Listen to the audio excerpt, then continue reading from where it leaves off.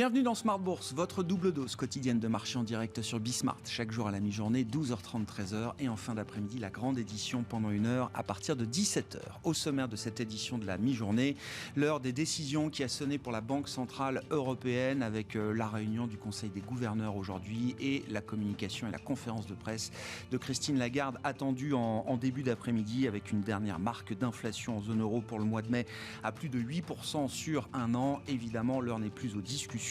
Il faut agir et la BCE va, conformément à ce qu'elle a déjà indiqué, mettre fin à son programme d'achat d'actifs nets et engager, préannoncer sans doute une première hausse de taux pour le prochain meeting. En tout cas, c'est le consensus qu'on peut avoir sur les marchés.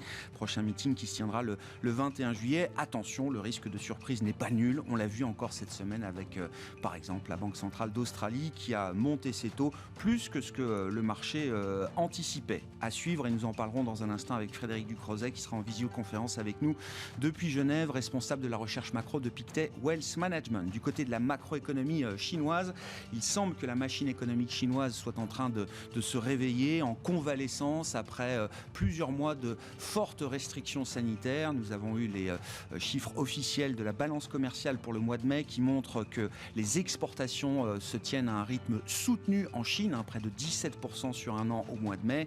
Et bonne nouvelle également, peut-être un indicateur de marché domestique et de l'appétit de consommation en Chine qui semble remonter un peu avec des importations qui progressent après avoir été stables le mois précédent. Les importations ont progressé d'un peu plus de 4% sur un an en Chine au mois de mai. La Chine également qui est peut-être en train de prendre un virage en matière de réglementation. Les signaux de détente s'accumulent.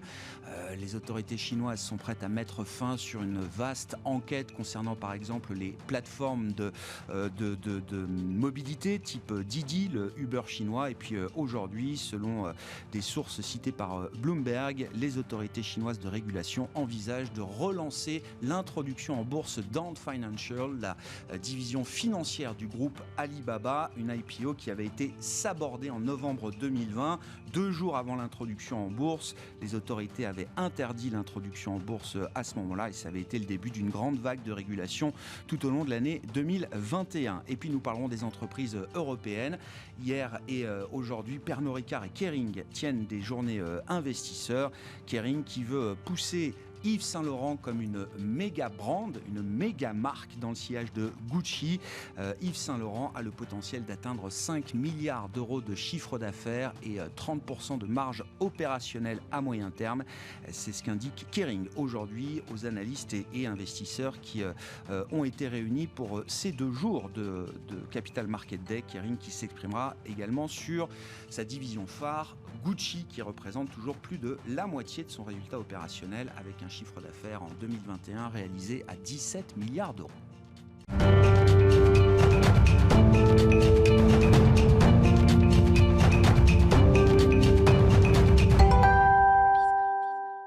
Et des investisseurs qui ne prennent pas d'initiative en attendant les décisions et la communication de la Banque Centrale Européenne en début d'après-midi. Les infos clés à mi-séance avec Alix Nguyen. L'indice parisien fait montre de prudence alors que la décision monétaire de la BCE se profile. Une réunion déterminante au cours de laquelle le Conseil des gouverneurs va définir les grandes lignes de la normalisation de sa politique monétaire. L'attention portera avant tout sur les prévisions d'inflation, notamment quant aux anticipations pour 2024. Quant aux annonces attendues, pour rappel, l'institution a laissé entendre depuis plusieurs semaines qu'elle mettrait fin au tout début du 3e trimestre à son programme d'achat d'actifs créé en 2015.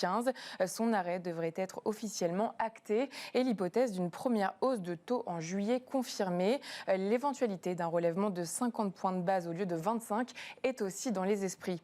À 13h45 sera donc publié son communiqué, suivi à 14h30 de la conférence de presse de Christine Lagarde.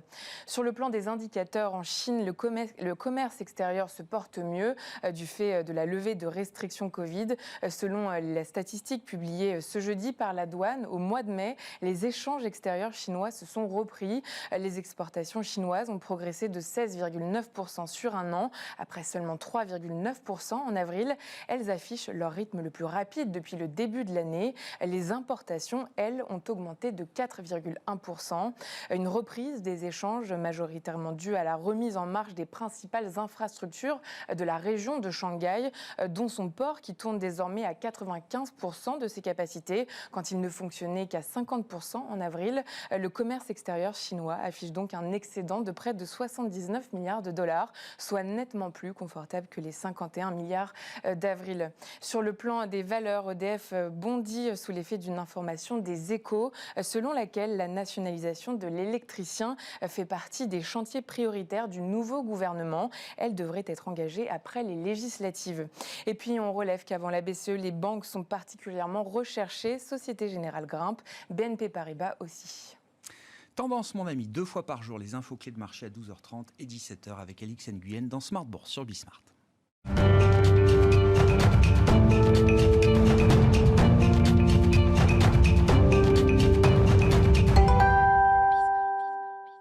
Et c'est donc un jour de réunion pour le Conseil des gouverneurs de la Banque centrale européenne, une réunion importante dans cette séquence de normalisation des politiques monétaires. Nous en parlons avec Frédéric Ducrozet qui est avec nous en visioconférence depuis Genève, responsable de la recherche macro de Pictet Wealth Management. Bonjour et bienvenue Frédéric.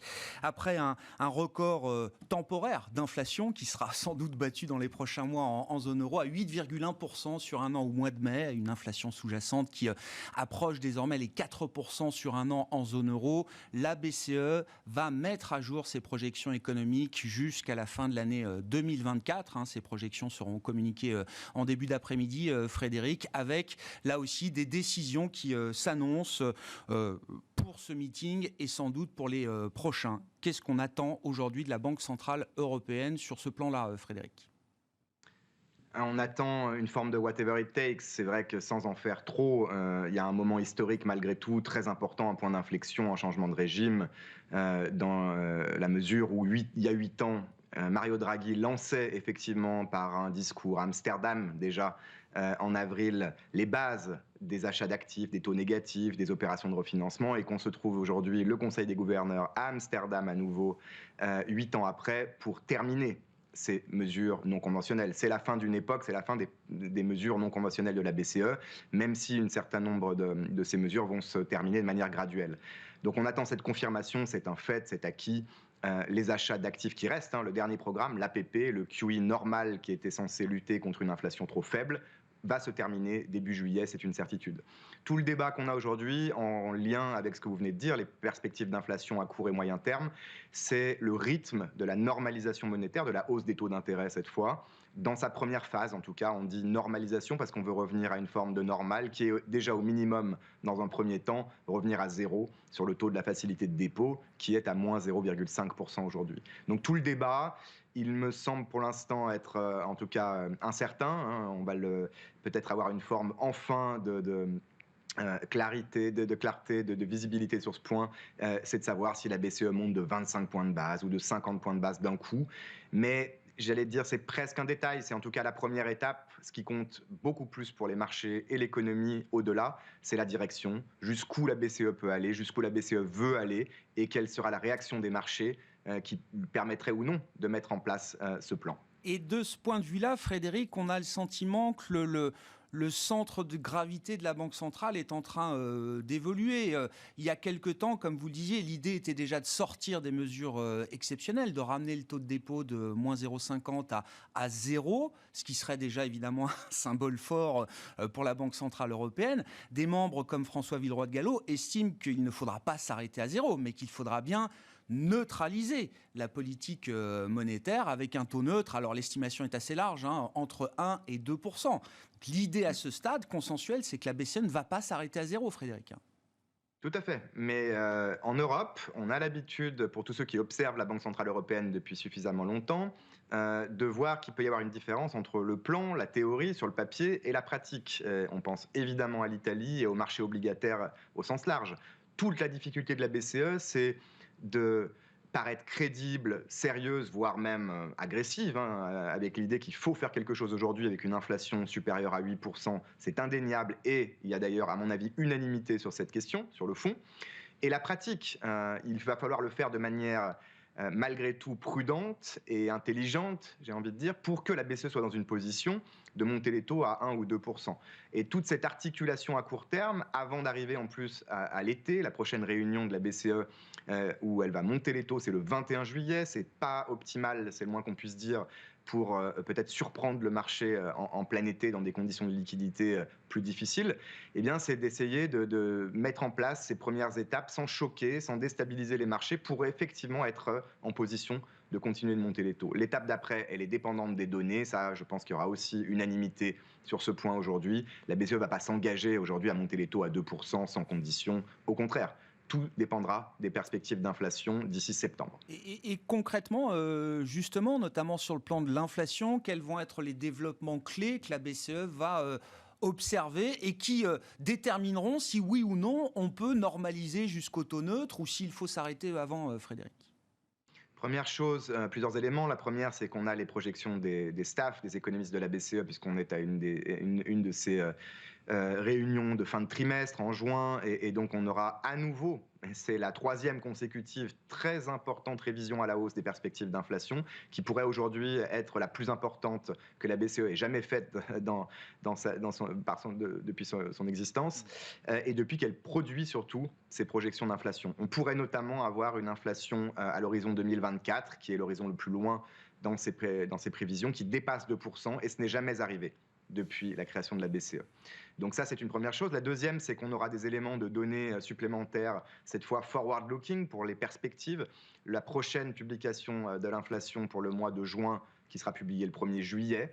Et je pense le plus important de tout, lié au salaire, lié à ce risque de spirale entre prix et salaire et anticipation d'inflation, ces dernières, à mon avis, vont dicter le rythme de la normalisation de la politique monétaire à court terme. Si les anticipations d'inflation sur les marchés, dans les enquêtes, celle de la BCE qui sera publiée le 22 juillet notamment, montre qu'il y a une forme de désancrage, ce que la BCE appelle poliment un désancrage, mais qui veut dire qu'effectivement, on a potentiellement une spirale qui se met en place et qui peut être très difficile à contrôler. Alors, je pense que l'option d'une hausse de taux de 50 points de base sera sur la table au plus tard d'ici septembre.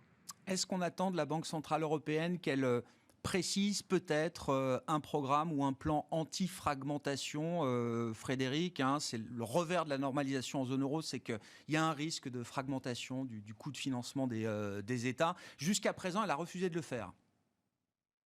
Et elle a également refusé de revoir sa séquence de normalisation, ce qui est la raison pour laquelle elle ne monte pas les taux aujourd'hui. Il faut toujours le rappeler, elle voudrait pouvoir monter les taux aujourd'hui en juin. Elle ne peut pas le faire parce que les achats d'actifs n'ont pas encore été conclus. Et comme ils seront terminés début juillet, elle ne peut monter les taux que le 21 juillet. Donc cette séquence est ce qu'elle est, c'est fait. Je crois que pour se projeter maintenant, il faut que la BCE soit effectivement efficace et crédible. Idéalement, on devrait avoir un outil, idéalement, avant de commencer par la BCE, on devrait avoir la politique budgétaire optimale en zone euro, des règles budgétaires réformées et non plus procycliques, qui permettent à la BCE vraiment de se reposer quelque part sur cette deuxième pilier du policy mix qu'est la politique des gouvernements. Mais ce n'est pas le cas encore. On a fait des avancées, mais on n'en est pas encore là. Et donc, dans un deuxième temps, idéalement, il faudrait que la BCE ait une forme de filet de sécurité pour se permettre de monter les taux sans risquer une explosion des coûts d'emprunt en Italie notamment. Mais en réalité, je ne m'attends à pas grand-chose aujourd'hui, dans la mesure où cette hausse des taux d'intérêt en Italie, elle a été relativement ordonnée, graduelle, en ligne par exemple avec un risque de crédit investment grade de bonne qualité en Europe. Ce que vous dit le marché aujourd'hui, c'est que l'Italie, c'est un risque de taux d'intérêt parce que tous les taux d'intérêt montent. Ce n'est pas à ce stade un risque de crédit et encore moins de sortie de la zone euro de l'Italie, c'est du passé. Et donc la BCE, à mon avis, n'aura aucune incitation, en tout cas une forme d'urgence à agir sur ce plan-là.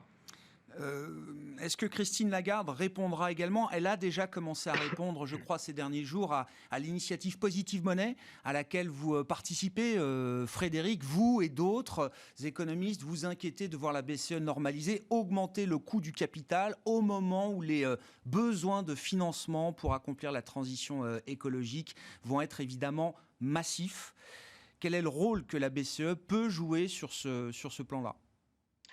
on n'est pas tous d'accord sur ce plan, j'allais dire quasiment des institutions, du rôle de la BCE, de son mandat. La transition énergétique en fait partie, c'est ma conviction. Est-ce que c'est un des objectifs principaux ou secondaires? Il est de toute façon subordonné à l'objectif de stabilité des prix. Mais le point de cette étude, de ces propositions, c'est vraiment d'insister sur un outil en particulier qui peut au minimum accompagner et rendre plus efficaces, encore une fois, les mesures qui doivent être prises aussi démocratiquement, légitimement au niveau des États.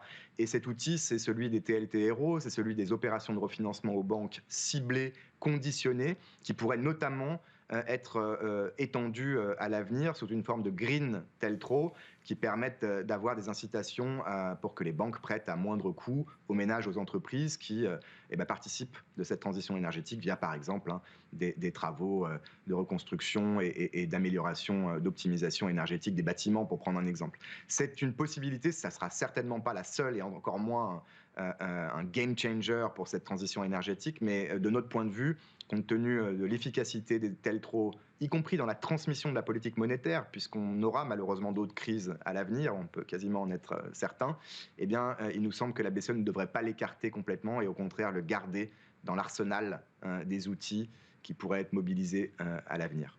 Merci beaucoup Frédéric pour cet éclairage sur les enjeux de cette réunion aujourd'hui de la Banque Centrale Européenne. Frédéric Ducrozet avec nous en visioconférence, responsable de la recherche macroéconomique de Pictet Wealth Management.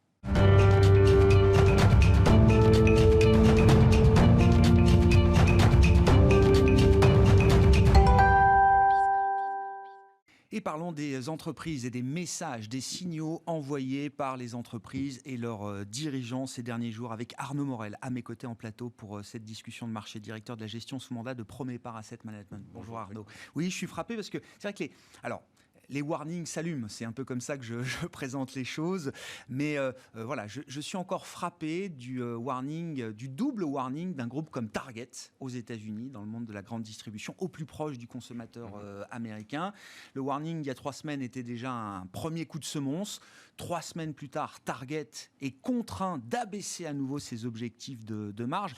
Ce qui montre, alors, sans en faire un pari macro sur l'idée d'une récession immédiate aux États-Unis, mais ce qui montre quand même les difficultés opérationnelles que rencontrent à ce stade certains groupes face à un consommateur qui est en train de modifier peut-être ses dépenses de consommation. Oui, tout à fait. Enfin, ces communications faites par les CEO des entreprises, avec quand même des warnings importants sur toute la partie retailers américains. On a eu Walmart, Best Buy et bien sûr Target avec ce double warning. La question aujourd'hui à se poser, c'est vraiment sur la partie stock et ce changement de consommation de la part de la population. Des points importants et qui est un peu différent de ce qui se passe en zone économique européenne. On le voit aujourd'hui, c'est les taux d'épargne qui avaient explosé aux États-Unis suite au Covid. Là, aujourd'hui, on voit qu'ils sont redescendus sur les niveaux de 2008. Donc ça aussi. Ensuite, on a les crédits à la consommation qui repartent à la hausse de façon importante. Ouais. Donc, il y a ces sujets-là. Le deuxième point, est-ce que les entreprises aussi n'ont pas trop stocké en amont et pour réguler, on va dire, les taux d'inflation sur les matières premières et les produits qui en découlent. Donc, l'approche est celle-ci. Après, Target, c'est un cas bien spécifique, notamment sur la partie promotion qui a été mise en place sur le T2 avec des stocks importants. La lecture est assez simple. Vous avez une augmentation des stocks sur le T2 de 43%. Ils abaissent donc sur le T2 leur marge d'EBIT, ils la divisent par 2. Donc voilà, c'est comment se positionne aujourd'hui le consommateur américain.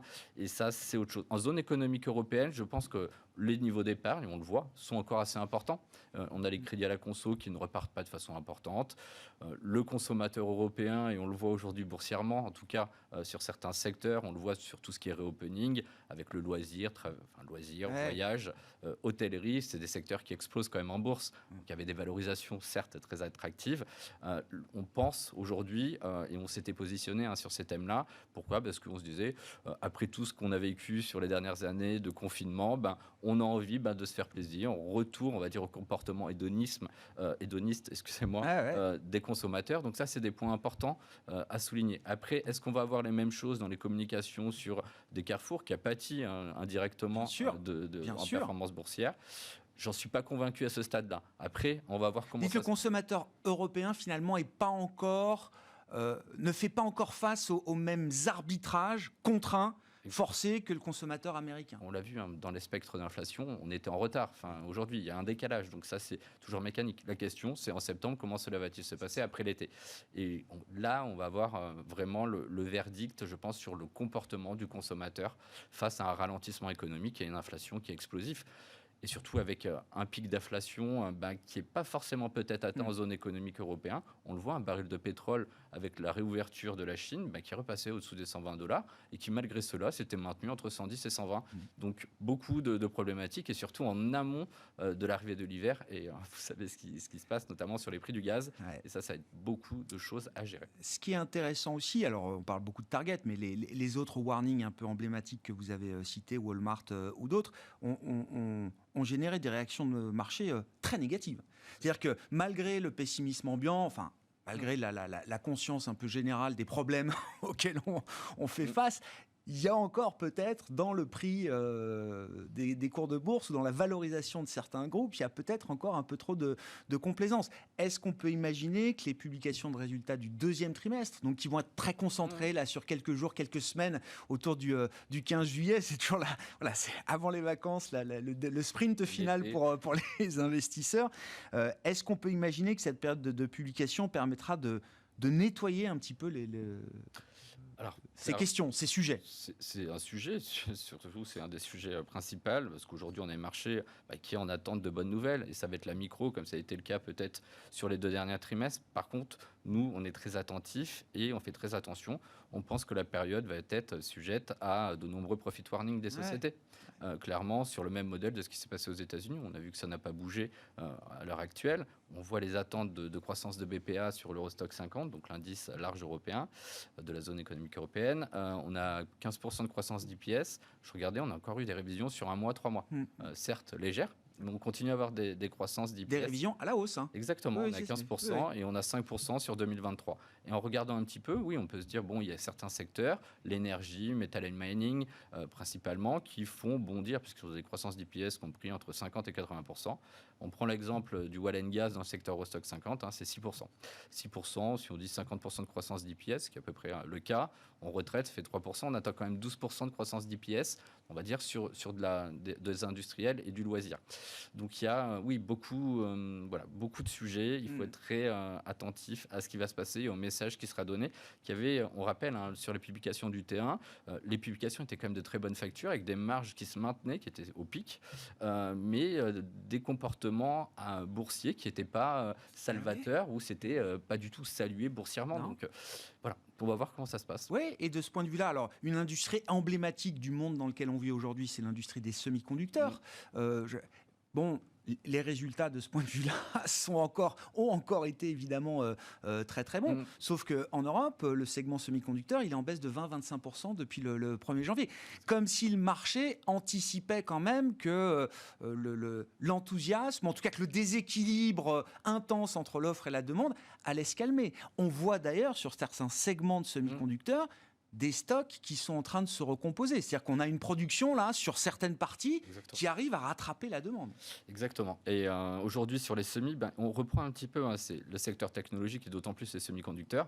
Il y a encore 5 ans, c'était ce qui était considéré comme un secteur let's cyclical. Ouais. Aujourd'hui, c'est il fallait les avoir pendant 1 an, il fallait les vendre pendant 2 ans. Exactement. Maintenant, c'est un secteur cyclique. Au vu de la performance, de la composition aujourd'hui dans le tissu industriel de notre quotidien, c'est une tendance structurelle. Et c'est devenu cyclique. Donc aujourd'hui, pourquoi on voit les acteurs qui ne rebondissent pas forcément, justement avec la réouverture de la Chine? Vous avez ces restockages avec une amélioration, on va dire, des chaînes d'approvisionnement. Et vous avez aussi ce sentiment, ce ralentissement économique qui a été validé quand même par des grands organismes comme l'OCDE, pas plus tard hier.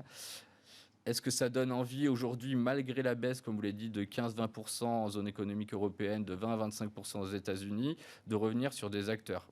On va dire qu'on les maintient dans nos portefeuilles pour les raisons que je vous ai dit, structurellement intéressants et porteurs pour du moyen long terme. Aujourd'hui, revenir sur une société comme Nvidia aux États-Unis qui se paye encore 40 fois et qui est revenue sur sa moyenne historique de 5 ans, et quand on n'oublie pas le parcours boursier qui a fait x5 sur les 5 dernières années, la même chose pour ASML qui se paye à 30 fois sur sa moyenne historique, mais qui a fait x5. Donc, comme vous le dites, s'il y a une révision des BPA à l'intérieur, ce n'est pas forcément le moment opportun pour revenir sur ces valeurs-là. A contrario, si vous pensez que ça va bien se passer, que ça va être un atterrissage plus qu'en douceur, oui, ça peut être opportun. Là aussi, il faut être assez fin dans l'analyse, parce que les semi-conducteurs adressent un ensemble d'industries très très large. Ça va du gadget électronique aux composants clés de la voiture électrique de demain. Donc tous les acteurs ne sont pas positionnés de la même manière. Exactement. Nous, un acteur qu'on aime, c'est une question de valorisation aussi. Le marché la traite aussi très très bien. Elle est à moins 14 depuis le début de l'année, donc en relatif et en absolu, elle est très bonne. C'est STM Electronics. Ouais. Et comme vous l'avez souligné, c'est 25% de son business avec le secteur automobile, avec toutes les annonces qui ont été faites, d'autant plus et validées ce matin. Donc c'est un secteur qui nous semble porteur d'investir sur du STM Electronics. Donc oui, fin des moteurs thermiques 2035 en zone euro. Je comprends le play ST Micro sur la partie semi-conducteur. Est-ce que pour autant, ça donne envie de s'intéresser aux constructeurs automobiles Toujours, c'est un vaste débat, mais après, il faut toujours regarder ce que le marché pense et comment il le gère. Aujourd'hui, on le voit, le secteur automobile tient bien. Ouais. Et on a des valorisations qui sont très très basses. Stellantis, c'est 3 fois. Renault, c'est 4 fois. Les constructeurs premium allemands, c'est entre 6 et 8 fois. Mercedes, c'est positif depuis le début de l'année ou juste positif depuis le début de l'année. Donc, il faut toujours avoir la lecture de ce qui se passe sur le marché. Et quand on voit le secteur automobile qui se tient bien en amont aujourd'hui, peut-être d'un ralentissement plus ou moins fort de l'économie, oui, on est investi dans le secteur automobile sur plusieurs secteurs. On a du premium et on est positionné sur du véhicule de masse et notamment sur des dossiers comme Stellantis ou Renault. Là aussi, il y a une production à rattraper quand même. Exactement. Pour rejoindre la demande qui reste là. Enfin, les carnets de commandes. 82 millions de véhicules construits en 2022. En tout cas, c'est les anticipations. Donc, on est en croissance par rapport à l'année 21. Bon, et puis dans ce contexte, c'est ce que je disais en introduction, il y a des entreprises qui se projettent au-delà du prochain trimestre. Pernod tenait une journée investisseur hier. Kering, en ce moment, réunit également les analystes et les investisseurs. Je trouve intéressant la vision de Kering sur, alors non pas sa marque phare, Gucci, mais sa future méga brand. Yves Saint Laurent, c'est une marque évidemment qu'il travaille depuis longtemps, mais ça y est, qui a désormais le potentiel pour être une marque, une méga brand, comme on dit dans le monde du luxe. Alors, très intéressant. Yves Saint Laurent, la communication, on reprend publication du premier trimestre. Yves Saint Laurent, en termes de croissance organique, ils avaient énormément bien surpris. On attendait 26, on avait 33-34% de croissance organique. Gucci avait déçu. On ne va pas revenir sur le sujet. Aujourd'hui, la présentation, c'est une journée de CMD sur Yves Saint Laurent. Déjà, ça, c'est une première. C'est ça. Et on parle d'Yves Saint Laurent avant Gucci. Exactement. On commence par Yves Saint Laurent. Donc voilà, c'est peut-être, on va dire, l'avant du modèle de ce qui s'est passé sur LVMH avec, on va dire, l'avènement d'un groupe comme Christian Dior, une branche comme Christian Dior. Doublement du chiffre d'affaires à moyen terme, c'est-à-dire on passe de 2,5 à 5 milliards. Ça veut dire aussi des points de marge pour revenir, on va dire, dans les standards du groupe Kering. On a 26 pour revenir sur du 33. On revient sur les tendances structurelles du groupe Kering. Donc ça aussi, c'est un levier pour les prochaines années. Et on reprend la construction du modèle qui est celui d'LVMH. Donc oui, ça nous a plu. Et point intéressant aussi, on n'avait pas en tout cas de communication jusque-là sur les niveaux de marge du groupe Yves Saint Laurent. Ça y est, on les connaît et c'est des points importants. Donc ça montre vraiment le changement de tendance, l'avènement. C'est moins de 30% aujourd'hui, c'est ça? C'est 28%. Ouais, 28. Première étape, 30. Et Gucci est à 38. Exactement. Et le groupe est à 33. Voilà, exactement. Et c'est 5 points de marge à moyen terme de gain sur Yves Saint Laurent. Donc c'est appréciable et surtout... un groupe Kering aussi intéressant, réouverture, très exposé à la Chine, ils ont fortement souffert. Donc on attend fortement ce qui va être annoncé aujourd'hui. Merci beaucoup Arnaud, merci pour ce petit tour d'horizon microéconomique avec les dernières communications d'entreprise que les investisseurs ont pu recevoir ces derniers jours. Arnaud Morel, directeur de la gestion sous mandat de Premier Part Asset Management, qui était l'invité de Smart Bourse à la mi-journée. On se retrouve à 17h pour une nouvelle heure d'émission sur Bismart.